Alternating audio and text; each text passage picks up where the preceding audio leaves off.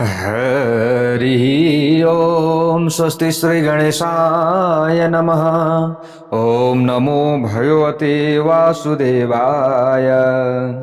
ओम श्री देव्यै नमः। ओम भूतानि दुर्गा भुवनानि दुर्गा श्रियो नरसापि पशुंश्च दुर्गा यद्यधिदृश्यं खलु सैव दुर्गा दुर्गा स्वरूपादपरं न किंचित्। नारायणं नमस्कृत्य नरं चैव नरोत्तमं देवीं सरस्वतीं व्यासं ततो जयमुदीरयेत्। जगत जननी दुर्गा माता की जय। श्रीमद्देवी भागवत महापुराण को जय। प्यारा भक्त भागवतहरू, यतिखेर श्रीमद्देवी भागवत महापुराण कथा हजुरहरू श्रवण गर्दै हुनुहुन्छ। तपाईँ हामी आजको नयाँ भाग 122 मा उपस्थित भइसकेका छौँ। प्यारा भक्त भागवतहरू, यहाँ भगवती देवीले हिमालयलाई पुरा ज्ञान दिइराख्नु भएको छ। पुरा यसैलाई के भनिन्छ? देवी गीता भनेर बताइएको छ। प्यारा भक्त भागवतहरू, अब यहाँनेरि देवीले भन्नुहुन्छ, विभिन्न जीवहरूको देह इन्द्रिय समूह र वासना भेदका कारण जुन भेदको प्रतीत हुन्छ त्यो विद्याकै कारण हो। वास्तवमा त्यहाँ कुनै भेद हुँदैन। त्यसै गरी जीवहरूमा देखिने भेद पनि अविद्याकै कारण हो, यसमा अरू कुनै हेतु हुँदैन भनेर यसरी भगवतीले ज्ञान दिइराख्नु भएको छ। देवी गीता श्रवण गर्नाले मात्र पनि हाम्रा सारा पापहरू नाश हुन्छ र हाम्रो कल्याण हुन्छ यसरी बताइएको छ। त्यसै कारणले गर्दा पुरा श्रवण गर्ने प्रयत्न गर्नुहोला। भक्त वत्सल भगवानको जय। प्यारो भक्त भागवतहरू, यहाँ देवीले भन्नुहुन्छ त्यो माया नै ईश्वरको भेदका कारण हो। यहाँ भन्नुहुन्छ, हे हिमालय, सम्पूर्ण जीव ईश्वर आदिले सहित पुष्टि ममा नै ओतप्रोत भएर रहेको छ भन्नुहुन्छ भगवतीले। सूर्य अहम, यहाँ भन्नुहुन्छ ईश्वरो अहम च सूत्रात्मा विराडात्मा हमस्मि च ब्रह्माहम विष्णु रुद्रौ च गौरी ब्राह्मी च वैष्णवी। म ईश्वर हूँ, म सूत्रात्मा हूँ, म विराट हूँ, म आत्मा हूँ, म ब्रह्मा हूँ, म विष्णु हूँ, म रुद्र हूँ। कसले भन्दै हुनुहुन्छ? देवीले। म गौरी हूँ, म ब्राह्मी हूँ, म वैष्णवी हूँ, म सूर्य हूँ, म चन्द्रमा हूँ र म तारा मण्डल हूँ, म पशु पक्षी आदि हूँ, म चाण्डाल र तस्कर पनि मै हूँ भन्नुहुन्छ। अनि म शिकारी पनि हूँ, म क्रूर कर्म गर्ने प्राणी पनि हूँ, सत्कर्म गर्ने प्राणी पनि म नै हूँ, म स्त्री हूँ, म नै पुरुष हूँ, म नै नपुंसक हूँ।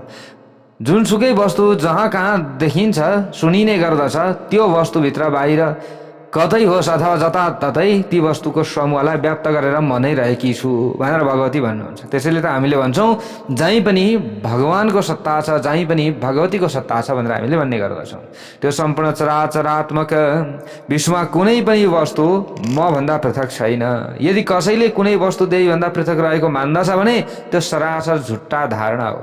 त्यो धारणा बाँझी स्त्रीको छोरा भएको धारणा जस्तै असम्भव धारणा हो कि त्यो हुनै सक्दैन।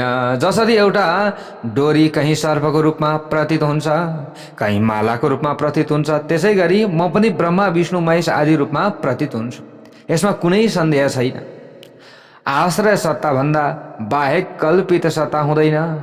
कल्पित सत्ताको प्रतीत अधिष्ठान सत्ताकै कारण हुन्छ। त्यसकारण मेरो सत्ताकै कारण त्यो जगत सत्तावान प्रतीत हुन्छ र त्यो भन्दा अन्यथा हुँदैन। यहाँ यसरी बताइएको छ। त हिमालयले अगाडि गएर यहाँ भन्नुभयो, यथा वदसि देवेशी समष्ट्यात्मा वपुस्त्विदाम तथैव द्रष्टुमिच्छामि यदि देवी कृपामयी। हे देवेश्वरी, हे देवी, हजुरको कृपा हुन्छ भने हजुरले जसरी मलाई आफ्नो व्यापक समष्टि रूपको विषयमा बताउनु भयो म त्यसरी नै हजुरको त्यो समष्टि रूप दर्शन गर्न चाहन्छु भनेर यसरी हिमालयले भन्नुभयो। त इति तस्य वचः श्रुत्वा सर्वे देवा सविष्णवः। हिमालयको वचन सुनेर भगवान श्री हरि विष्णु सहित सबै देवता अत्यन्त प्रसन्न भए। हिमालयको प्रार्थनालाई अनुमोदन गर्दै आनन्दित भए। त्यस पछाडि देवताहरूको पनि अभिमत बुझेर भक्तहरूका लागि कामधेनु समान मानिनुहुने र भक्तका सकल कामना पूर्ण तुल्याउनु हुने भगवती शिवाले आफ्नो स्वरूप देखाउनु भयो। भक्तवत्सल भगवानको जय। भगवतीको कृपाबाट देवताहरूले महादेवी शिवाको परात्पर विराट रूपको दर्शन गरे। आकाश महादेवीको मस्तकको रूपमा देखियो। हेर्दै चन्द्रमा र सूर्य आँखा बनेर सुहाइएका थिए। पूर्व पश्चिम आदि दिशाहरू कानका रूपमा झलझलाकार भए। स्वयं वेद भगवान भगवती शिवाका वचनका रूपमा सुहाउनुभयो। भाइ देवता महादेवीका प्राण भने। सम्पूर्ण विश्व महादेवीको मुटुको रूपमा देखियो। पृथ्वी महाशिवाको जङ्गा बनेर सुहाइन्। आकाश महाशिवाको नाभि सरोवरका रूपमा देखियो। ज्योतिष चक्र छातीका रूपमा देखियो र जनलोक मुखका रूपमा देखियो। सत्यलोक भन्दा तल रहेको तपोलोक भगवतीको निधारका रूपमा टल्किन लाग्यो। इन्द्र आदि देवता भगवतीका बाहु बनेर रहेका थिए। शब्दहरू महेशानी भगवतीका कानका रूपमा प्रकट भए। नासत्य र दस्र अर्थात् दुवै अश्विनी कुमार भगवतीका नाग भनेका थिए। विद्वानहरूले गन्धलाई भगवतीको घ्राणेन्द्रियका रूपमा ग्रहण गरे। अग्निदेवता भगवतीका मुख बने। दिन र रात दुवै भगवती शिवाको परेलाका रूपमा देखिए। आँखी भौँको विस्तार ब्रह्मस्थानका रूपमा टल्कियो। जल भगवतीका तालु बनेर रहे अनि रस तत्व भगवतीको जिह्वाका रूपमा रह्यो भने उनका दाराका रूपमा स्वयं यमराज रहेका थिए। यस्तो देखे सबैले हेर्दा भगवतीका सुन्दर दाँत प्रेम तत्वका प्रतीत बनेर चम्किए। भगवतीका निमित्त स्वयं माया हाँसो बनेर रहिन्। सृष्टि प्रक्रिया भगवतीको कटाक्षका रूपमा रहेको देखियो। लज्जा माथिल्लो ओठका रूपमा रहेको छ। लोभ तल्लो ओठको रूपमा रहेको थियो भने अधर्म मार्ग भगवतीको शरीरको पछिल्लो भाग बनेको थियो। पृथ्वी लोकका स्रष्टा प्रजापति ब्रह्माजी विराट रूपका जनेन्द्रिय बनेर रहेका थिए अनि विराट रूपा भगवतीको काखीको रूपमा समुद्र देखिए र पर्वतहरू हाटका रूपमा रहेका थिए। सम्पूर्ण नदीहरू नसा नाडीका रूपमा विराट रूपमा छाएका थिए। वृक्षहरू विराट रूपकी भगवतीका केश बनेर रहेका थिए। कौमार्य यौवन र वार्धक्य यी उमेरका अवस्थाहरू भगवतीको गतिका रूपमा रहेका थिए। बादलहरू कपालका केश बनेका थिए। प्रातः सन्ध्या र सायं सन्ध्या भगवतीका वस्त्र बनेका थिए। यहाँ भन्नुहुन्छ वेदव्यासजी, हे जन्मेजय, भगवतीको मनको रूपमा चन्द्रमा रहेका थिए। भगवान विष्णु विज्ञान शक्तिको रूपमा र भगवान रुद्र अन्तकरणको रूपमा रहनु भएको थियो। अश्व घोडा आदि यस्तै प्रकारले जातिहरू सर्वव्यापिनी भगवतीका कटी प्रदेशका रूपमा देखिए। अतलदेखि पातालसम्मका सबै लोक भगवतीको कटी प्रदेशको तल्लो भागका रूपमा रहेका थिए। उत्तम देवताहरूले माथि वर्णन गरिएका भगवतीका विचित्र रूपको दर्शन गरे। हजारौं ज्वालाको मालाले सुहाइएको जिब्राले अनि ओठ चाटिरहेको दाराहरू बज्दा निस्कने कटस्वरले युक्त भएको आँखाहरूबाट आगो ओकलिरहेको अनेक शस्त्रास्त्र धारण गर्ने पराक्रम सम्पन्न ब्राह्मण र क्षत्रियलाई आफ्नो भोजन तुल्याउने हजार शिर, हजार आँखा र हजार पाउले सम्पन्न करोडौं सूर्य समान तेजले सम्पन्न करोडौं बिजुलीको कान्तिले झलमल भएको महाघोर महाभयंकर आँखा र मुटुमा त्रास पैदा गर्ने भगवतीको विराट रूप देखेपछि देवताहरूले डराएर हाहाकार गरे। त्यो समयमा देवताहरूका हृदय कम्पायमान भए। उनीहरूलाई घोर मूर्छा भयो। उनीहरू एकदम मूर्छित भए। यहाँ भगवती जगदम्बा हुनुहुन्छ भन्ने तिनीहरूको स्मृति शक्ति पनि लोप भयो। त्यो समयमा सर्वव्यापिनी महाविभो विराट रूपमा भगवतीका चारैतिर रहेका वेदहरूले उग्र मूर्छामा परेका देवताहरूलाई मूर्छाबाट चेतनातर्फ फर्काए। त्यसपछि देवताहरू धैर्य धारण गरी श्रुति भगवतीलाई प्राप्त गरी प्रेमका आँसु बगाउँदै रुद्ध कण्ठका साथ वाष्पगत गदबाणीद्वारा स्तुति गर्न लागे। सबै देवताहरूले स्तुति गरे। अपराधम क्षमस्वाम्ब पाहि दीनां स्वदूत भवान् कोपम संहर देवेशी सभया रूप दर्शनात्। हे आमा, हे भगवती, हजुरले हाम्रा अपराध क्षमा गर्नुहोस्। हजुरबाट नै जन्म लिएका हामी आफ्ना सन्तानहरूको रक्षा गर्नुहोस्। हे देवेशी, हजुरले आफ्नो क्रोधलाई शान्त तुल्याउनुहोस्। हामी हजुरको यो रूप देखेर भयभीत भएका छौँ। हामी बुद्धिहीन देवताहरू हजुरको के स्तुति गर्न सक्दछौँ र हे भगवती, हजुर आफैले आफ्नो कति पराक्रम छ र त्यो कस्तो छ भन्ने कुरा जान्नुहुन्न भने हामी हजुरबाट पैदा भएका देवताले त्यसबारे के जान्दछौँ र? हजुर नै सबै कुरा जान्ने हुनुहुन्छ। हे भगवती, नमस्ते भुवनेशानी नमस्ते प्रणवात्मिके सर्ववेदान्त संसिद्धे नमो ह्रींकार मूर्तये। हे भुवनेश्वरी, हजुरलाई नमस्कार छ। हे ओमकार मूर्ति भगवती, हजुरलाई नमस्कार गर्दछौँ। सबै वेदान्तहरूबाट ब्रह्म रूपमा स्वीकार गरिएकी ह्रींकार मूर्ति हे भगवती, हजुरलाई नमस्कार गर्दछौँ।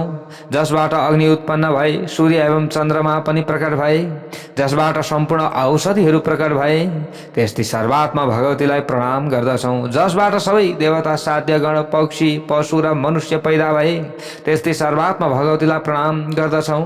जसबाट प्राण अपान व्रीहि धान जौ तपस्या श्रद्धा सत्य ब्रह्मचर्य र विधिको आविर्भाव भयो, त्यस्तै सर्वात्मा भगवतीलाई बारम्बार नमस्कार गर्दछौँ। जसबाट 7 प्राण 7 अग्नि 7 समिधा 7 ओम 7 लोक पैदा भए, त्यस्तै सर्वात्मा भगवतीलाई नमस्कार गर्दछौँ। जसबाट समुद्र पर्वत नदी प्रकट हुन्छन्, जसबाट सबै किसिमका औषधि र रस पैदा हुन्छन्, त्यस्तै सर्वात्मा भगवतीलाई नमस्कार गर्दछौँ। हे आमा, हजुरका अगाडि पछाडि दुवै पार्श्वभाग माथि तल र चारै दिशाबाट हामी नमस्कार गर्दछौँ। सबै देवताहरूले यसरी स्तुति गरे। हे देवेश्वरी भगवती, हजुरले आफ्नो यो अलौकिक रूपलाई तिरोधान गराउनुहोस् र हामीलाई त्यही परम सुन्दर सौम्य रूपको दर्शन गराउनुहोस्। वेदव्यासजी भन्नुहुन्छ, इति भीतांसुरान् दृष्ट्वा जगदम्बा कृपार्णवा समृत्य रूपम घोरम तदर्शयामास सुन्दरम। भगवती विराट रूप धारिणी करुणा सिन्धु जगदम्बाले देवताहरूलाई डराइरहेका देखेर घोर रूपको संहार गरी त्यो दिव्य सुन्दर रूप देखाउनु भयो। अब त्यो जुन रूप देखाउनु भएको थियो भयङ्कर, त्यसलाई हटाउनु भयो र दिव्य सुन्दर रूपमा परिणत हुनुभयो। भगवतीले पास अंकुश वर मुद्रा अभय मुद्राले युक्त कोमल अङ्ग प्रत्यङ्गले सम्पन्न करुणापूर्ण नयनले सुहाइएको मुख कमलमा मन्द मुस्कानले मनोहर रूपको दर्शन गराउनु भयो। देवताहरू भगवतीको सुन्दर रूप देखेर निर्भय भए। त्यस पछाडि शान्त चित्त भई हर्षयुक्त गद वचन उच्चारण गर्दै भगवतीलाई प्रणाम गरे। हर्ष गद गदनी स्वानहा भनेर बताइएको छ। देवीले भन्नुहुन्छ, क्वयोयम मन्द भाग्या वै क्वेदम रूपम महाद्भुतम तथापि भक्त वात्सल्या दीदृशम दर्शितम मया। हे देवता हो, तपाईहरू जस्ता मन्द भाग्य देवता कहाँ, मेरो यो अद्भुत सौन्दर्य कहाँ। आकाश जमिनकै अन्तर रहे पनि भक्तवत्सल स्वभावका कारण मैले तपाईहरूलाई यस्तो दिव्य स्वरूपको दर्शन गराएकी छु। यस रूपको केवल वेदको अध्ययन गरेको कारणबाट दर्शन गर्न पाइँदैन। यो रूप योगबाट दर्शनीय बन्दैन, दानबाट प्रतिगोचर पनि हुँदैन, दान गर्दा पनि यो रूप देख्न पाइँदैन, तपस्याबाट दृष्टिपथमा आउँदैन, तपस्या गर्दा पनि पाइँदैन। यसको मतलब यज्ञद्वारा दर्शनको विषय बन्दैन यो जुन यो रूप। अनि यस्तो रूप दर्शन त मेरो कृपा बाहेक अरू कुनै उपायबाट सम्भव हुँदैन। यदि हजारौं यज्ञ गरे पनि यदि मेरो कृपा त्यहाँ भएको छैन भने यो रूपको कहाँ दर्शन गर्न पाइन्छ र आज त्यो रूपको दर्शन तपाईहरूले गर्नुभयो। भगवतीले यसरी भनिदिनु भयो, यस्तो दर्शन सुलभ हुनुको कारण केवल मेरो कृपा हो भनिदिनु भयो। ब्रह्म विद्याको विषयमा आधारित पूर्व प्रसङ्ग यहाँनिर अब वेदव्यासजीले भन्नुहुन्छ। अब प्यारा भक्त भागवतहरू, यहाँनिर भगवतीले भन्नुभएको छ, हे हिमालय, परमात्माले उपाधि भेदले जीव संज्ञा प्राप्त गर्दछन्, त्यसै जीवमा कर्तृत्व आदि पनि आउँछ।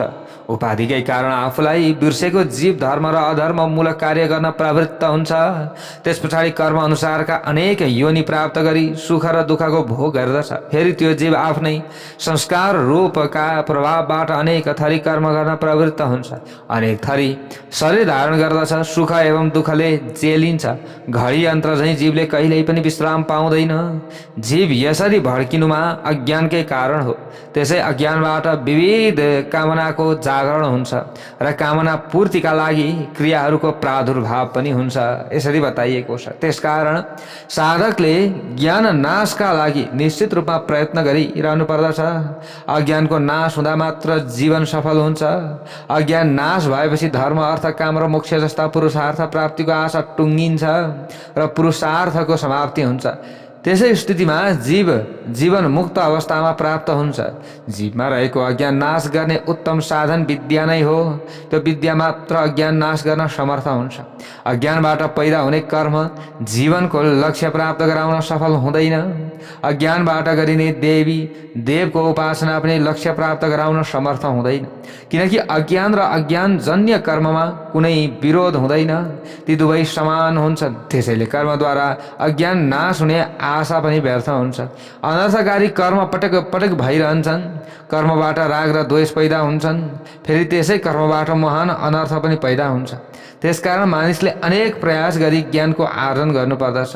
कुर्वन्नेवेह कर्माणि यसरी बताइएको छ। श्रुति वचन अनुसार ज्ञानमा सघाउ पुर्याउने कर्म भने आवश्यक हुन्छ। ज्ञानबाट कैवल्य मोक्ष प्राप्ति सम्भव हुन्छ। त्यसैले मोक्ष प्राप्तिका लागि कर्म र ज्ञानको सहभाव आवश्यक हुन्छ। हितकारक कर्म ज्ञानको सहयोगी हुन्छ भन्ने कुरा केही मानिस बताउँछन्, तर ज्ञान र कर्म परस्पर विरोधी हुनाले त्यो सम्भव छैन। ज्ञानबाट म र मेरो भन्ने हृदयका गाँठो फुस्कन्छ अनि हृदयको गाँठोमा कर्म उत्पन्न हुन्छ। तसर्थ ज्ञान र कर्ममा परस्पर विरोध भाव हुनाले ती दुवै एउटै आश्रयमा रहन सक्दैनन् यसरी बताइएको छ। जसरी प्रकाश र अन्धकार एउटै आश्रयमा रहन सक्छन् त सक्दैनन्, त्यसै गरी ज्ञान र कर्म पनि एउटै आश्रयमा रहन सक्दैनन्। हे महामती हिमालय, त्यसैले अरू कर्म छाडी चित्त शुद्धिका लागि गरिने वैदिक कर्म प्रयत्नपूर्वक सम्पन्न गर्नुपर्दछ। वेदले बताएको कर्म गर्नुपर्दछ। ती वैदिक कर्मको उद्देश्य चित्त शुद्धिमा मात्र हुनुपर्दछ। सम अन्तकरणलाई बसमा राख्नु, दम इन्द्रियलाई बसमा राख्नु, तितिक्षा वैराग्य र सत्वको प्रादुर्भाव हुँदासम्म मात्र कर्म आवश्यक हुन्छ। त्यसपछि कर्मको औचित्य हुँदैन। समाधिको आविर्भाव भएको ज्ञानी मानिस सन्यास दीक्षा लिएर निश्चल भक्तिपूर्वक श्रोत्रिय ब्रह्मनिष्ठ गुरुको शरणमा जानु पर्दछ। गुरुको शरणमा गएपछि साधक मनुष्यले नित्य निरालस्य भई वेदान्त श्रवण गर्नुपर्दछ। नित्य साधकले तत्त्वमसि, अयमात्मा ब्रह्म, अहम ब्रह्मास्मि, प्रज्ञानमानन्दम ब्रह्म जस्ता श्रुति वाक्यको अर्थ चिन्तन गर्नुपर्दछ। तत्त्वमसि आदि वाक्य जीव र ब्रह्मको एकताको बोधक हुन्। गुरु कृपा र वेदान्त विचारबाट जीव र ब्रह्मको एकताको बोध भएपछि मानिस निर्भय भई मेरै रूपमा परिणत हुन्छ। हे हिमालय, वाक्यार्थ ज्ञानका लागि पदार्थ ज्ञान गर्नुपर्दछ। पहिले पदार्थको ज्ञान भयो भने वाक्यार्थ ज्ञान हुन्छ। त्यस पछाडि वाक्यार्थ ज्ञान पनि हुँदै हुँदै जान्छ। यसरी बताइयो। तत्त्वमसि वाक्यमा रहेको तत् पदको अर्थ म देवी नै हुँ भन्ने कुरा हो। उक्त वाक्यमा निहित त्वम पदको अर्थ जीव नै हो, यसमा कुनै सन्देह छैन। यसरी बताइयो। विद्वानहरूले 80 पदबाट तद पदवाच्य ब्रह्मरूपा भगवती र त्वम पदवाच्य जीवको एकता हुने कुरा बताएका छन्। वास्तवमा तत्त्व पदको वाच्यार्थ भगवती र त्वम पदको वाच्यार्थ जीवको परस्पर विरोध रहेको हुँदा एकता सम्भव छैन। तर तत्त्वमसि वाक्यमा निहित तत् र त्वममा रहेका सर्वज्ञत्व र अल्पज्ञत्व धर्मको भाग त्याग लक्षणद्वारा त्याग गरेर चैतन्यांश मात्र ग्रहण गर्दा तत् र त्वमको एकता सम्भव हुन्छ। यसरी ती दुवै पदको एकता बोध भएपछि स्वगत भेद समाप्त भई एकताको बोध हुन्छ र अद्वैत बुद्धिको उदय हुन आउँछ। त्यो त्यही देवदत्त हो भनेर यसरी बताइएको छ। यस प्रकारको वाक्यार्थमा देवदत्त र तत्पदको अभेद बोधका लागि जस्तो लक्षण आवश्यक हुन्छ सोही लक्षण तत्त्वमसि वाक्यार्थमा पनि गर्नुपर्दछ। स्थूल आदि देहमा जीवको जुन स्वरूपाध्यास आफ्नो रूप हो भन्ने झुट्टा ज्ञान हुन्छ, त्यसको निवृत्ति भएपछि जीव ब्रह्म नै बन्दछ। पञ्चीकरणले युक्त 5 महाभूतद्वारा रचित यो स्थूल शरीर सबै किसिमका कर्महरूको फल भोग गर्ने आश्रय हो। यो स्थूल देह वृद्धत्व र रोगको पनि आश्रय हो नि त, होइन र? यो हाम्रो शरीर भनेको यस्तो हो। यहाँनिर बताइएको छ यो देह मायामय भएकाले मिथ्या हुँदा हुँदै पनि साँचो प्रतीत हुन्छ। त्यसैले स्थूल शरीर पनि मेरो आत्मामा अध्यस्त हुन आउने उपाधि नै हो। 5 ज्ञानेन्द्रिय, 5 कर्मेन्द्रिय, 5 प्राण, मन, बुद्धि जस्ता 17 तत्त्वले युक्त भएको छ हाम्रो यो शरीर। अपञ्चीकृत बुधबाट उत्पन्न हुने शरीरलाई विद्वानले सूक्ष्म शरीर पनि मानेका छन्। दुःख र सुख बोध गराउने सूक्ष्म शरीरलाई परमात्माको दोस्रो उपाधि मानिएको छ। हे पर्वतराज, अनादि अनिर्वचनीय र अज्ञानमय कारण शरीर जसमा जो बाह्य इन्द्रिय छ, यो बाह्य इन्द्रियले काम गर्दैनन् तर अहङ्कार आदि सक्रिय हुन्छन्, त्यो पनि परमात्माको तेस्रो शरीर मानिन्छ। गुरु कृपाबाट वेदान्त श्रवण गरेपछि ज्ञानको उदय हुन्छ र ज्ञानको उदय भइसकेपछि स्थूल शरीर, सूक्ष्म शरीर र कारण शरीर जस्ता उपाधिको विलय हुँदा केवल परमात्मा मात्र बाँकी रहन्छन्, यसरी बताइएको छ। सधैँ उक्त 3 प्रकारका शरीरभित्र 5 कोष जस्तै अन्नमय कोष, प्राणमय कोष, मनोमय कोष, विज्ञानमय कोष र आनन्दमय कोष गरेर 5 वटा कोष रहेका हुन्छन्। 5 कोषको परित्याग गरेपछि जीवले ब्रह्म पुच्छ भनेको ब्रह्म प्रतिष्ठा प्राप्त गर्दछ। जुन ब्रह्मलाई वेदहरूले नेति आदि वाक्यद्वारा सम्बोधन गर्दछन्, त्यो ब्रह्म नै रूप हो भनेर, यसरी मेरै रूप हो, त्यो ब्रह्म के हो, मेरै रूप हो भनेर भगवतीले यसरी दर्शाउनु भएको छ। यो आत्मा कहिले उत्पन्न हुँदैन र कहिले पनि मर्दैन। यो आत्मा जन्मेर प्रत्यक्ष रूपमा देखिने तत्त्व पनि होइन, अपितु यो नजन्मिकन सधैँ प्रत्यक्ष छ, निरन्तर वर्तमान छ। यो आत्मा जन्महीन छ, सनातन छ, शाश्वत र पुराण पुरुषका रूपमा वर्तमान छ। शरीरको मृत्यु भएपछि आत्माको मृत्यु हुँदैन। वस्तुतः आत्मा जन्म, अस्तित्व, परिणाम, वृद्धि, ह्रास र क्षय नामक यी 6 किसिमका भाव विकारले शून्य रहेको छ। यसको मतलब न आत्मा बढ्छ, न आत्माको मृत्यु हुन्छ, न आत्मालाई चाहिँ काट्न मिल्छ, न हावाले सुकाउन मिल्दैन। हन्ता मार्ने मानिसले आफूलाई हनन कार्य गर्न समर्थ मान्दछ र मारिने मानिसले आफूलाई मारिएको ठान्दछ भने त्यो दुवैले आत्माको स्वरूप बुझेका हुँदैनन्, किनकि यो आत्माले न मार्दछ न त आफू मारिन्छ। परमात्मा परमाणु भन्दा पनि सूक्ष्म छ। यो आकाश आदि महान तत्त्वभन्दा पनि महान छ। यो परमात्मा जीवात्माको हृदय रूप गुफा बुद्धिमा वास गर्दछ अनि अक्रतु संकल्प विकल्प नभएको र चिन्तामुक्त साधकले नै आत्माको महिमाले परब्रह्म परमेश्वरको कृपाबाट जान्न सक्दछ। यो शरीर रथ हो, जीवात्मा यस रथको स्वामी हो, बुद्धि सारथी हो र मन लगाम हो। मनुष्यहरूले इन्द्रियहरूलाई घोडा समान मानेका छन् र इन्द्रियद्वारा भोग गरिने विषयलाई घोडा दौडाउने मार्ग बताएका छन्। शरीर, इन्द्रिय र मनको समष्टि रूप कुटस्थ जीवात्मालाई विषयको भोक्ता मानेका छन्। जुन मानिस सधैँ अज्ञानी, असंयत मानस र अपवित्र हुन्छ त्यसले परम ब्रह्म रूप परम पद पाउन सक्दैन। त्यो त संसार चक्रमा भ्रमण गरिरहन्छ। तर जुन मानिस ज्ञानी, संयत मानस र पवित्र हुन्छ त्यसले परब्रह्म रूप परम पद प्राप्त गर्दछ। त्यस्तो परम पद प्राप्त गरेपछि फेरि जन्म लिनु पर्दैन कहिले। जुन मानिस विवेकी र बुद्धि रूप सारथीले सम्पन्न हुन्छ, जसले मन रूप लगामलाई आफ्नो अधीनमा राख्दछ, त्यसले संसार मार्गदेखि पारिरहेको मेरो परम पदलाई प्राप्त गर्दछ। यसरी वेदान्तको श्रवण एवं मननद्वारा आफै आफ्नो आत्माको यथार्थ स्वरूप निर्क्योल गरेर निधि ध्यासन बारम्बार चिन्तन मनन र ध्यानद्वारा परमात्मा रूपिणी म भगवतीको भावना राख्नु पर्दछ।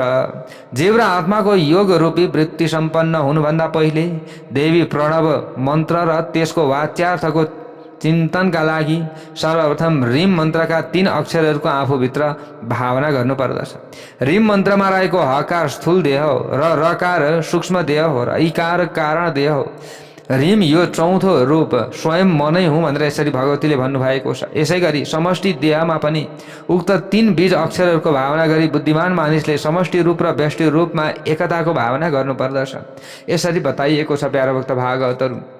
यस्तै प्रकारले आधारपूर्वक समाधि कालभन्दा पहिले यस्तो भावना गरी आफ्ना दुवै नयन चिम्लेर र भगवतीको ध्यान गर्नुपर्दछ। चिम्लेर यसरी के गर्नु पर्यो? भगवतीको ध्यान।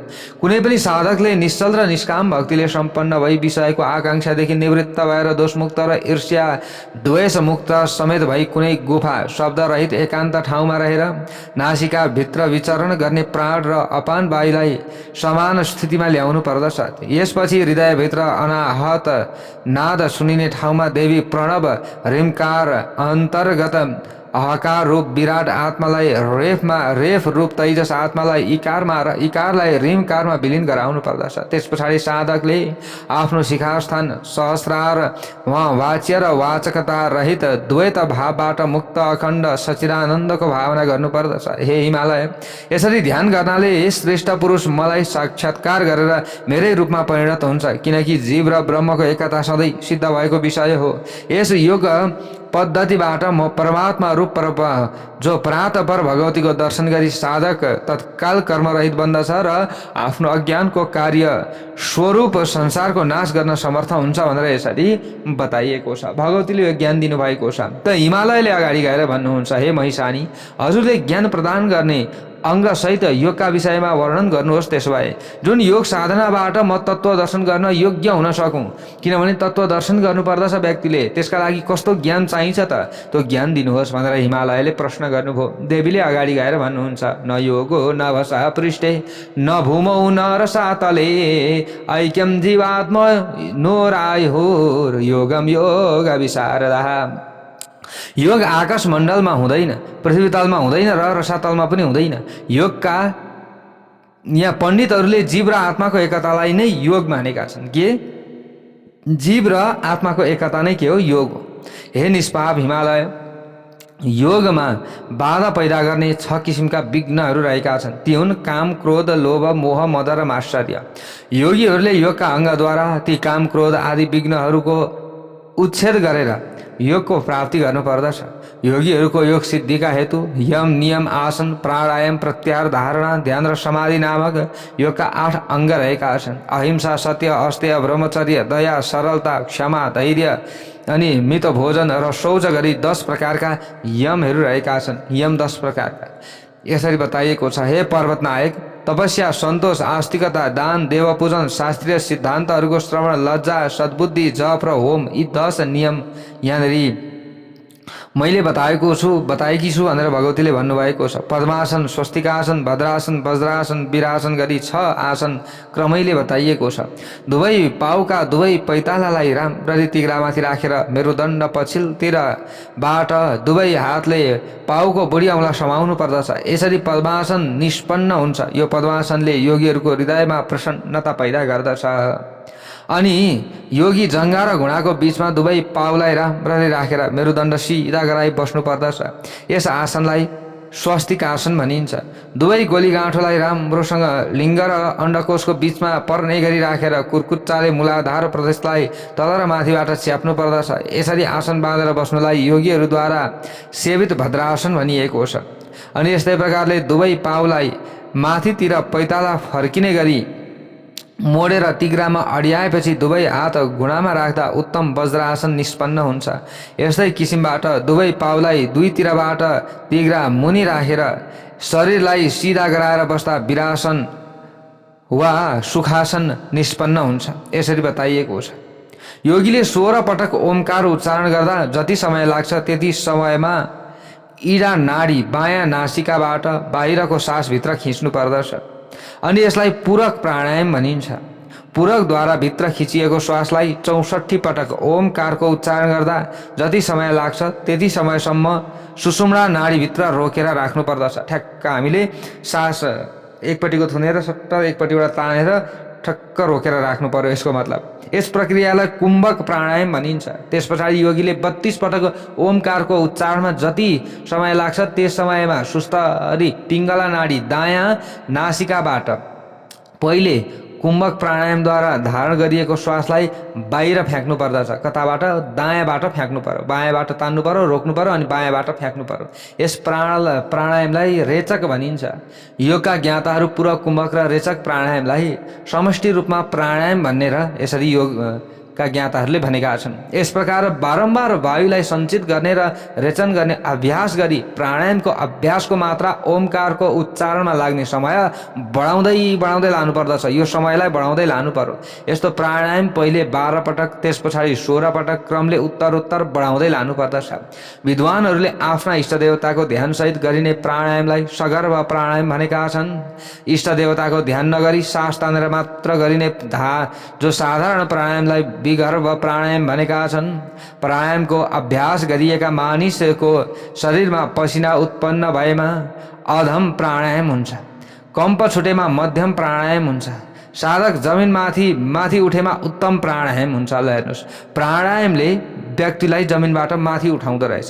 पसिना मात्रै आयो भने यो के हो? सामान्य प्राणायाम हो। जस्तै प्राणायाम गर्दा गर्दा पसिना आयो भने, अनि कम्प छुट्छ कतिलाई प्राणायाम गर्दा गर्दै, हो यो भयो भने मध्यम, यो अझै राम्रो। अब त्योभन्दा माथि त जमिनभन्दा माथि उठ्न सक्यो भने यो उत्तम प्राणायाम। जबसम्म उत्तम प्राणायामको अवस्थासम्म पुगिँदैन तबसम्म अभ्यास गरिरहनु पर्दछ। आफ्ना विषयमा स्वच्छन्द रूपमा विचरण गर्ने इन्द्रियलाई बलपूर्वक ती विषयबाट हटाउने कार्यलाई प्रत्याहार भनिन्छ।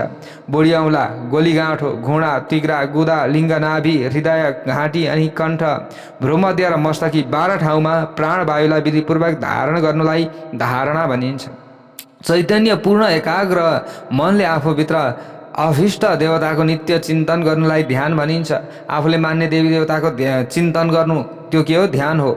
जीव परमात्माको चिन्तनमा डुबेर एकताको भावना गर्नुलाई मुनिहरूले समाधि भनेका छन्।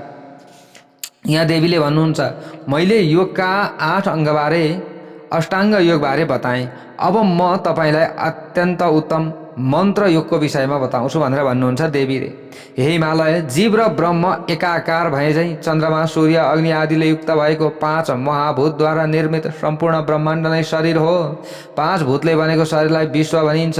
चन्द्र, सूर्य र अग्निका तेजले युक्त हुँदा इडा, पिङ्गला र सुषुम्नाका योग साधनाद्वारा जीव र ब्रह्मको एकता हुन्छ।